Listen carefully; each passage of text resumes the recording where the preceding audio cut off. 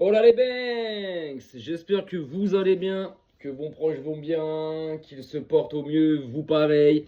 J'espère que vous avez passé une bonne semaine, que votre week-end démarre bien. Moi ça va, jour de match les gars, j'ai sorti le maillot Prime, quoi, l'un des maillots Prime. Jour de match les gars, oui, là allez dans 1h20 le match il commence, il est 14h55, le match il est à 16h15. FC Barcelone, Athletic Bilbao. Et retour au Camp Nou, les gars. Enfin, 3 ans pratiquement après. 3 ans pratiquement après. Bon, certes, il n'est pas fini. Il n'est pas encore dans toutes ses capacités, hein. Il manque le troisième étage, le quatrième. Il manque le toit, il manque les écrans géants. Mais déjà, tu peux déjà, voilà, accepter et tu peux déjà faire venir 45 000 supporters. Le stade est déjà BG de ouf, tu vois. Mais c'est vrai que c'est pas le Camp Nou totalement fini, tu vois. Donc du coup, les gars, enfin content et heureux de retrouver notre stade, notre chez nous. Ça va faire du bien. Donc comme je disais, donc voilà, là aujourd'hui on joue Bilbao aujourd'hui. Donc bah écoutez, bonne équipe, on sait très bien. Donc là, je viens de tomber sur la compo. Voilà, j'ai la compo devant moi. On va la faire ensemble. Donc avant match, hein, forcément. On va la faire ensemble. Donc dans les cages, retour de Yohan Garcia. Enfin, 2 mois après son dernier match, il est de retour. Voilà, enfin, notre assurance, notre première assurance, elle est là. Parce que Chechny, bon, je vais pas lui cracher dessus parce que l'année dernière, il nous a rendu beaucoup de services. Il nous a sauvés sur pas mal de matchs. Cette année, c'est pareil, en l'absence de Johan Garcia, il nous a aussi sauvés, les gars, tu vois. Bon, il s'est pris des buts que Johan Garcia aurait été là, je pense il les aurait pas encaissés, tu vois. Mais enfin, bref, il a rendu service et on va pas lui cracher dessus. Donc, dans les caches, Johan Garcia de retour. Enfin! Maintenant, arrière gauche, comme d'habitude, Alejandro Balde qui est là. En défense centrale, eh bah oui, il a mis Gérard Martin, le bon vieux Flink. Ça faisait un bout de temps, déjà depuis l'année dernière, qu'il disait qu'il testait Gérard Martin aux entraînements, aux avant-matchs. Ça faisait un bout de temps qu'il le disait. Là, en gros, bah, il l'a mis titulaire. Parce que Eric Garcia monte au milieu. Christensen, quid? Est-ce qu'il est blessé? Je ne sais pas. Araujo, je sais qu'il a joué cette semaine avec l'Uruguay, donc je pense que c'est un peu trop court vu qu'il a joué là-bas en Amérique du Sud avec le retour, le voyage. Je pense que c'était un peu trop court pour qu'il puisse jouer aujourd'hui. Donc voilà, et Koubarsi, donc cette défense centrale, Koubarsi, ok, on sait, on connaît, assurance, il n'y a pas de souci, mais ça reste jeune. Martin, ce n'est pas son poste. Donc j'espère que. Et en plus, tu joues Bilbao. Bonne équipe quand même, tu vois. Bonne équipe. Donc j'espère que ça va pas nous causer tort, tu vois. Côté arrière droit, le bon vieux Jules Koundé, qui j'espère là cette fois-ci va nous sortir un bon gros match. Parce que c'est vrai que son début de saison à Jules Koundé, il est assez compliqué. Hein. Il y a du bon, il y a du moins bon, il y a du très mauvais. Mais il n'y a pas encore d'excellence comme l'année dernière, tu vois. Donc j'espère qu'il va se réveiller. Ça serait. Et en plus, là, il va tenir Nico Williams. Généralement, l'année dernière ou la saison d'avant, Koundé l'a toujours absorbé, avalé et tabassé Nico Williams. Donc, espérons qu'aujourd'hui, ça soit pareil. Le milieu de terrain. Donc, force est de constater que le milieu de terrain, c'est sûr que bah, Pedri, encore blessé. Normalement, il doit faire son retour contre Chelsea cette semaine en LDC. Donc, Pedri blessé, pas là. De Jong suspendu, mais qui s'est pris un carton rouge, un deuxième jaune, un carton rouge contre Elche avant la trêve. Débarre le carton rouge, hein, débarre, hein, franchement, quoi. Mais débarre, c'était bien fait exprès pour que De Jong soit pas là aujourd'hui. Donc, t'as pas De Jong aujourd'hui, t'as pas Pedri, ça fait mal. Donc, ce qui fait, t'as un milieu de terrain avec Eric Garcia, donc justement, comme je disais juste avant, qui monte. Donc, Eric Garcia dans l'axe du milieu de terrain. Dani Olmo, Fermin Lopez. Le milieu de terrain, alors, Fermin Lopez, valeur sûre, c'est un soldat, j'ai confiance en lui. C'est box-to-box, c'est technique, c'est rapide, c'est une bonne frappe. J'ai confiance en lui. Dani Olmo, qui avant la trêve revenait bien avec le Barça et qui pendant la trêve avec la sélection espagnole a fait 2 très bons matchs. Donc il est dans une bonne dynamique. Donc j'espère qu'aujourd'hui il sera très bon. Maintenant, voilà, c'est vrai que c'est un milieu de terrain qui n'a pratiquement jamais joué ensemble. Eric Garcia, Dani Olmo, Fermin Lopez. Ça n'a jamais évolué trop ensemble, ça, tu vois. Alors après, je pense que Flink, c'est une semaine à l'entraînement. Il a dû faire pas mal de sessions et de jeux techniques par rapport à eux trois. En attaque, Alors en attaque, oui, Rafinha est revenu de blessure, les gars, mais il ne sera pas titulaire.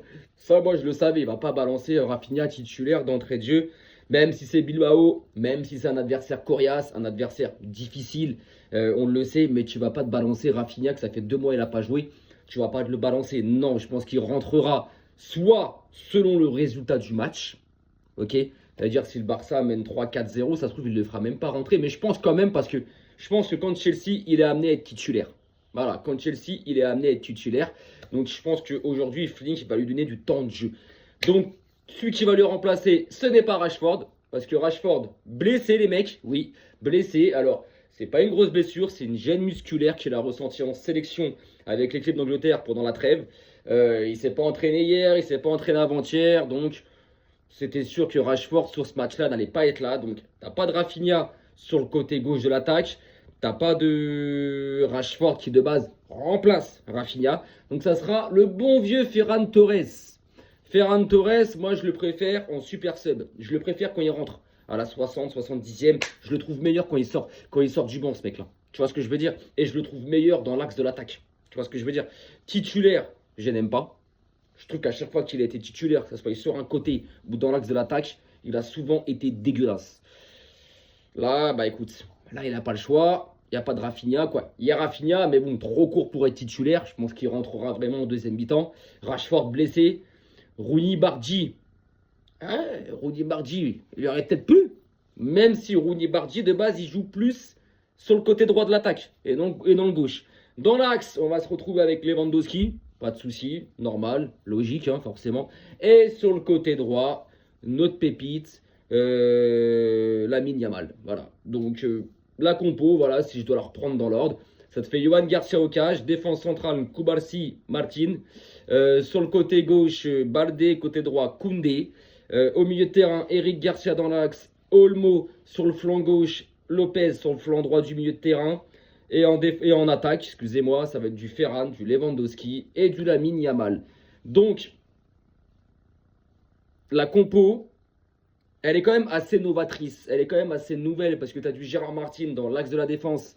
Alors que de base, bah, c'est la première fois qu'il va jouer dans l'axe de la défense.